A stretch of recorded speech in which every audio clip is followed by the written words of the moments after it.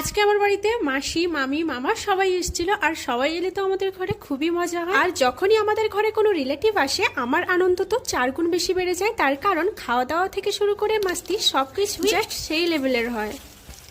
এই তো আজকে বিকেলে মাসির সঙ্গে একটু বাগানে গেছিলাম। বাগানে অনেক খামালু হয়েছিল আমাদের। আর মাসি বললো খুঁড়ে বাড়ি নিয়ে যাবে, কারণ মাসির ঘরে 2 দিন পর মহোৎসব আছে, তো সেখানে লাগবে। আর আমার মাসি কিন্তু অনেক সুইট একটা পার্সন, আমার তো খুবই ভালো লাগে আমার মাসিকে। ঝোল করি টকা করি তো ভাজা করি আর বেটা দেখ একটা গাছ থেকেই এত খামালু বেরিয়েছে যে মহোৎসবের জন্য আমিও মাসিকে একটু হেল্প করলাম। খামালুগুলো তুলে নিয়ে এসে বাইরে রাখলাম।